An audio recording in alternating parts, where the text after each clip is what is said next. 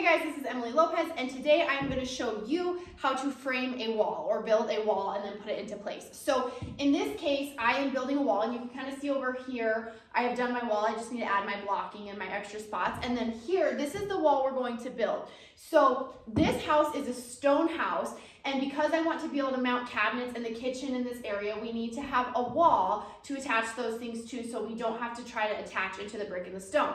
However, a lot of times you might need to build a wall because you're adding a room or adding a closet or adding a room divider, whatever. You can use these principles building any type of a wall. If it's a wall against a stone house, if it's a wall adding a bedroom, so keep that in mind. I'm just using it for this particular application.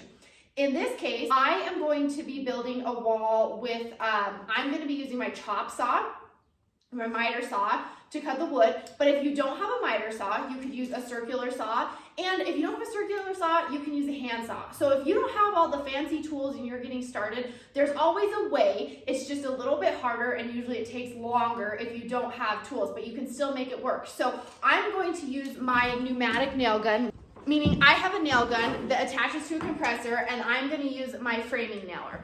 But if you didn't have that, you also could just use a hammer and nails, because that's how they used to do it, right? They didn't have all these fancy tools. So you can use a handsaw and hammer and nails if that's what you have to do to get the job done. So don't be discouraged. The other thing is maybe you don't have a pneumatic nail gun. They have these awesome framing screws. This is a brand I like. It's not what you have to use, and I'll put an Amazon link to it. These are called GRK fasteners.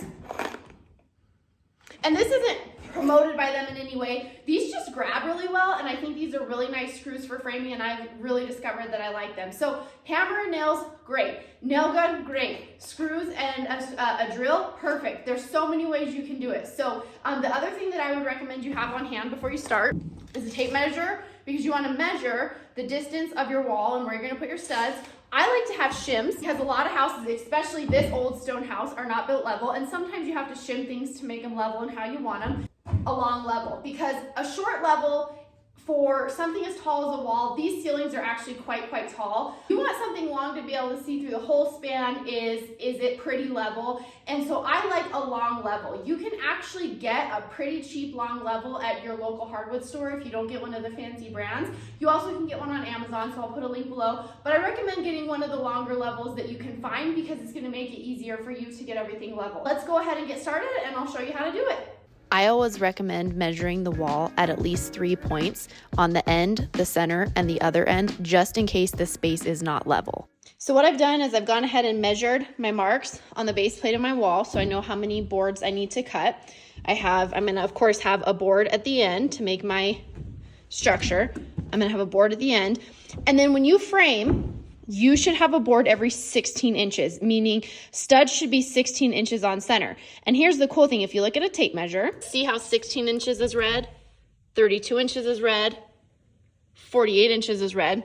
All the way down the length, it has those marked for you. So if I start in the center of that stud and I just mark my red ones, that's how far apart all of my studs should be. It's always better to have more than less. So for example, when we get down to the end, here's 16 inches, but then I'm going to add one there because I don't want a gap that's more than 16 inches. So I'm going to have an extra stud because it's always better to be more secure than less. Right there, how we measured for where we're going to place our studs, our perpendicular studs, you're going to do the same on the top because you want to make sure your boards are straight, right? And if you don't measure, they might be a little bit off. So you do a measurement from the same side here, and then you do it from there. Now in my case, I didn't have a board here long enough.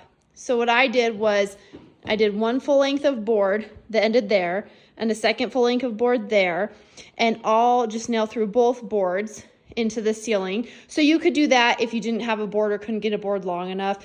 Now, where mine's going to be different than yours is my wall is just not a normal square wall, so I have a little extra piece there.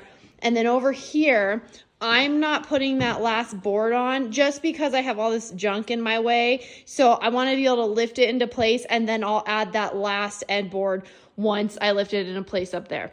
So right now, I'm just going to go through and I'm going to start nailing or screwing my boards into place.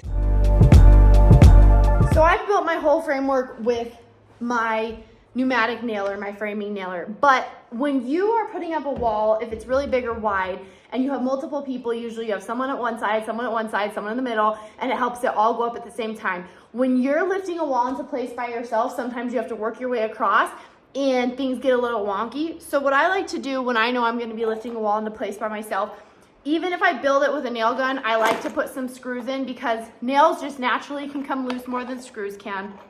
Screws are gonna grip, right?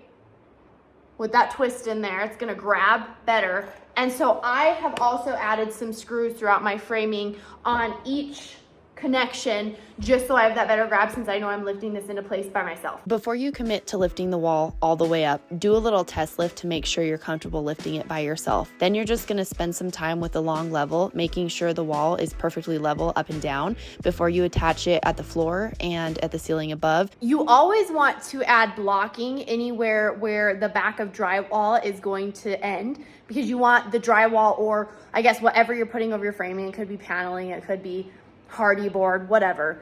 You want to be able to have something strong behind it. So let me show you something. This is a corner, and I have a nice piece of framing here at the end of this corner, right? But here, if the drywall came and ended right here, it has nothing behind it. So if this corner got pushed on, then the corner bead would easily crack, or it could even be damaged. So we want to make sure that we put a stud in here so that we have a nice corner piece on both sides for our drywall installers to attach to. So we're gonna add that now. You can see the difference of this nice corner because the drywall on this wall will have a nice backer there, and the drywall on this wall will have a nice backer there. They're each gonna have a nice support for the drywallers. One more thing I wanna show you guys is, this is a wall I did before I showed you guys a wall. And see how up there, the way the studs run, I could drill through that top plate straight up into those beams as security to attach in. But this other wall that I did with you, the studs were running a different direction. See, now they're running that way because I'm doing the perpendicular wall, and there was nothing up here to attach to. So I made my own cross beams here, there, and there, so that I had something to secure into. So sometimes you have to add your own blocking to make it work with the space that you're in. All right, so that's it. This is the wall that we did just now together. This is the wall I did prior.